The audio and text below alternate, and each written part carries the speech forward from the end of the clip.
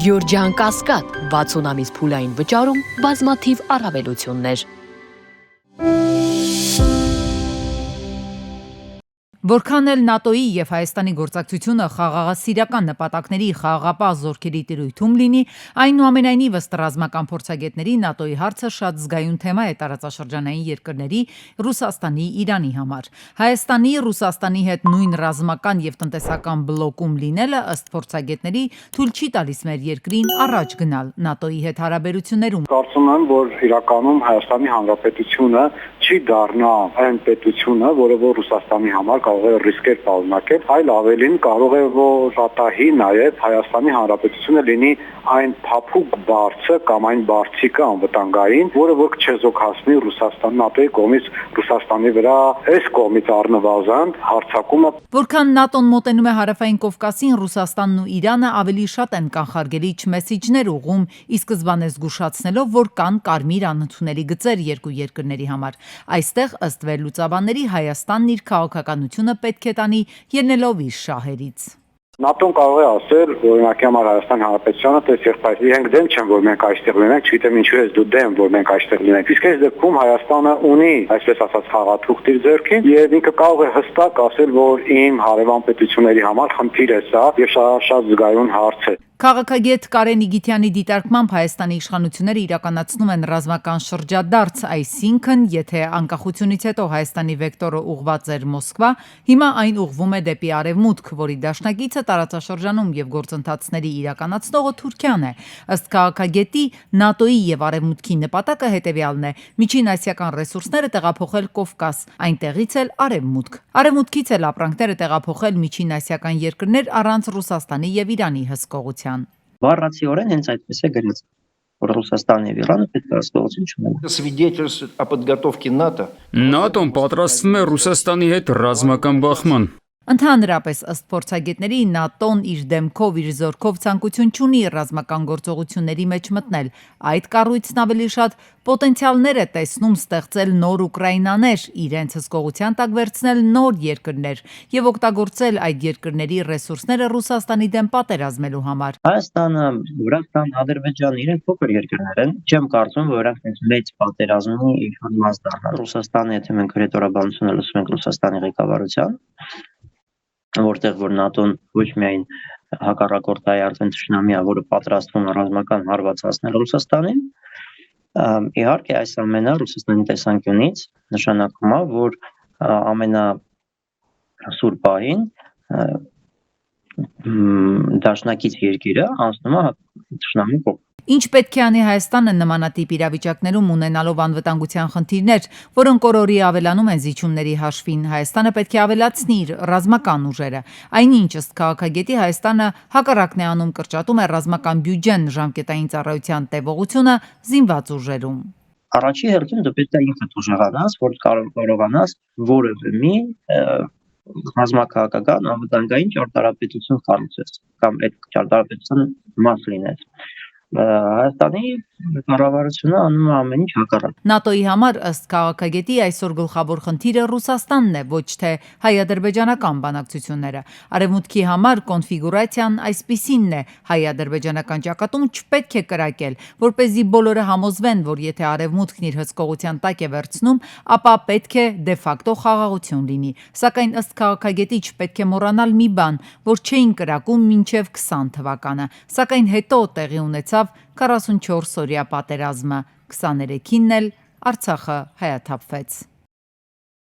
2024, 25, 26 թվականների արտադրության էլեկտրական շարժիչով մեքենաները հաջորդ տարի հնարավոր կլինի ներմուծել Հայաստան առանց ավելացված արժեքի հարկի։ Նախագծի նախնական տարբերակը վերաբերում էր միայն մարդատար մեքենաներին։ Քննարկումներից հետո էլեկտրական շարժիչով բեռնատար մեքենաները եւս ընդգրկվեցին ցանկում, սակայն այստեղ մեկ այլ հարց էր առաջ գալիս։ Կային քաղաքացիներ, ովքեր մինչ այս որոշումը արդեն իսկ պատվիրել էին մեքենաներ, ըստ այդմ պետք է վճարեին ավելացված արժեք արժեքի հարկը։ Կառավարությունն էլ ընդառաջ է գնացել այդ քաղաքացիների հարցադրումներին։ Մենք ասում ենք, որ այն կանոնը, որը ասում էինք, որ 2 տարվա թարմության պետք է լինի 24-25-26 թվականների,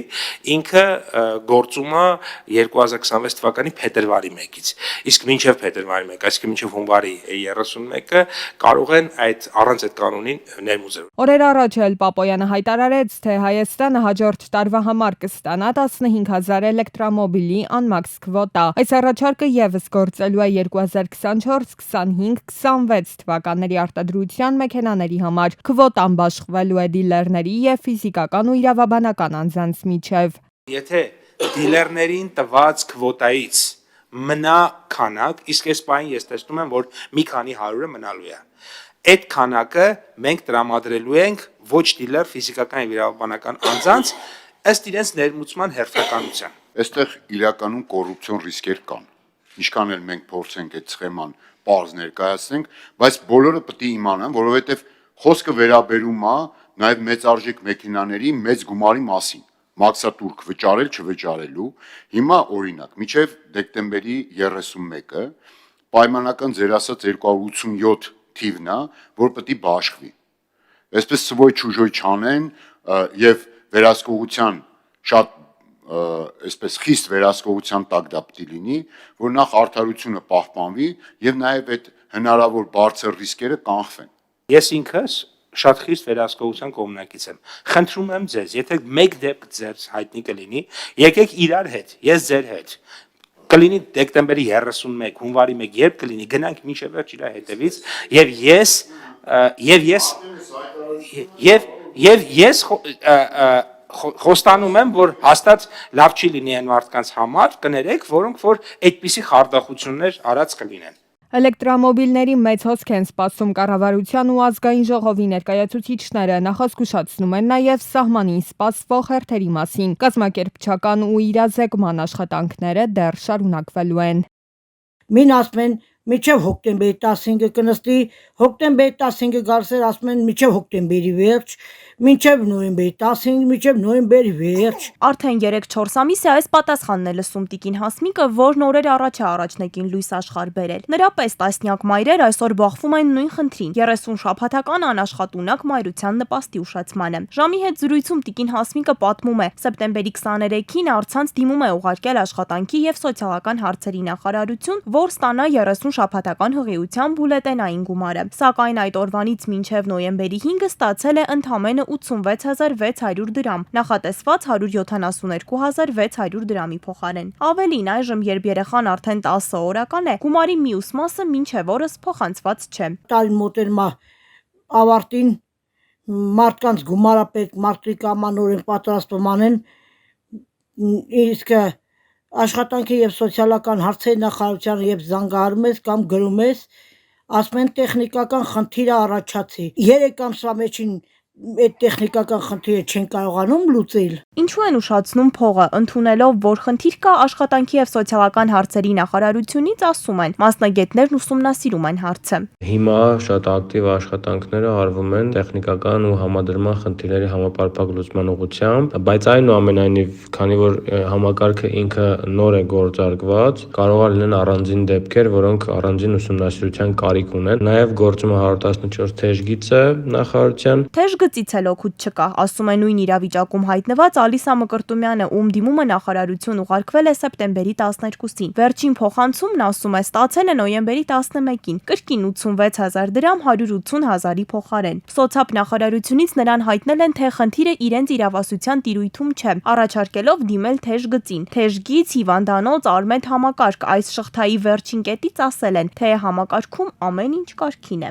Պատասխանեց, որ Արմեդում էլ է ամեն ինչ նորմալ, այնտեղից էլ չխնդիրը, ուղղակի տեխնիկական խնդիր է առաջացել, դրա պատճառով էլ ես չեմ կարող ստանալ իմ մնացած գումարը 86300 դրամը։ Թեև համակարգը նոր է ներդրվել, սակայն արդեն իսկ լուրջ խնդիրներ է առաջացել, ասում է սոցիոլոգ Ներսես Քոչարյանը։ Ինչպես բոլոր աշխատունակ մարդիկ, այնպես էլ երեխա մայրերը այս տարվանից կարող են ստանալ նախարարությունից գումարները։ Գործը իբրև հեշտացրել են, բայց տեխնիկական խնդիրներն են խոչընդոտում, վստահեցնում է սոցիոլոգը։ Հիմա այս տարի նոր համակարգ է ներդրվել, որ ընդհանուր լինի, որ թղթաբանության հետ խնդիրներ չլինեին, մարդիկ չգնային պոլիկլինիկա թուղթ վերցնեին, բերեն հանձնեին, չգիտեմ, ՄՍՑ եւ այլն, on-line այդ ամեն ինչը անում էին, այդ գումարները փոխանցվին։ Մինչև նախարարությունում պարզում են, թե ինչպես կարգավորեն տեխնիկական խնդիրները, մայրերը շարունակում են սպասել իրենց օրինական հասանելիք գումարներին, առանց հստակ ժամկետների եւ պատասխանների։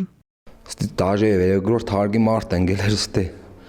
առաջի հարկ 60-ականներին կառուցված այս շենքերը խոնավությունից արդեն քարուքանդ են եղել, ամեն անզգույշ շարժումից հատակը փլվում է, 90-ականներից այստեղ բնակվող Տիկին Բուրաստանը մեկ անգամ չէ, որ ընկել է։ Ընկել եմ, այդ ծադից ընկել տրախվել եմ։ Տրախվելի ոչ կրմեի, վերևելնեի ոչ կրմեի ներջևիշնեի։ Հուլիսի 19-ին Քարակերտ գյուղի Շիրազի փողոցի վթարային շենքում հերթական վտանգավոր դեպքն էր տեղի ունեցել։ Փլուզվել է շենքի 3-րդ հարկի հատակը։ Թեև խնդրի մասին բնակիչները արդեն 3 տարի բարձրաձայնում են դիմումները, սակայն շարունակում են մնալ վարչական ղեկավարի սեղանին առանց հստակ պատասխանի։ Մարսպետի մոդել եմ եղել, Դավիթ Խուդատյանի մոդել եմ եղել, Մեխաջյանի մոդել եմ եղել, Էսթազի մոդել եմ եղել, դրա մոդել։ Միշտ ընձիսել են հարգնա, Լավրյանի հարգնա, չեմ հավատացել։ Փրկարարները ժապավեններով են տարածքը սահմանազատել ու զգուշացրել՝ մի օգտագործեք պատշգամբները։ Տունն է միայն սեփականաշնորհված, ասում են շենքի բնակիչները, բայց պատշգամբը մուտքը տանիքը պատկանում է համայնքապետարանին։ Բնակիչները առանց տեսախցիկների ասում են՝ լողանալու համար անգամ Արմավիր քաղաք են գնում բարեկամի տուն։ Առաջին հարկի բնակարանը գնաց Դիլանյան եղբայրները չեն համարձակվում վերանորոգման աշխատանքներ սկսել։ Ասում են՝ մեկ սխալ քայլ եւ կարող է ամեն ինչ փլվել նրանց գլխին։ Արդեն փոշմանել են, որ գնել են։ Մի տարի է, մենք ենք առել։ Ու այս բանը դες բլած է եղել, որ մենք առել ենք։ Անդրեվա խփե կամ 5-ը հինա, դրանից է շատ բան եղել փլե։ Համայնքապետի տեղակալն էլ պարզաբանում է, խնդրին ամբողջությամբ տեղյակ են, այն ներառված է առաջիկա ծրագրերում, մինչև գարուն կլուծենք, խոստանում են։ Հիմա հասկանում ենք, հա, բաներ կա, որ փլվել է։ Պրոստը մենք չենք կարող այս պահին որոշենք ոնց կարելի է սրա վերանորոգումը կազմակերպել։ Տները սեփական են, մենք գյուղապետանով չենք կարող գումար ծախսենք։ Բնակիչները պատմում են, թե համայնքապետարանից, մարզպետարանից ամեն անգամ այսպես են համոզում, լրացնում իրենց խոստումներով հարցը կլուծենք։ Համայնքի ղեկավարի տեղակալը վստահեցնում է, խնդիրը լուծում կստանա, բայց արդեն հաջորդ տարվա ծրագրերում։ Իսկ մինչև այդ Քարակերտի Շիրազի փողոցում շարունակում են քնել արթնանալ փլուզման վախը սրտում։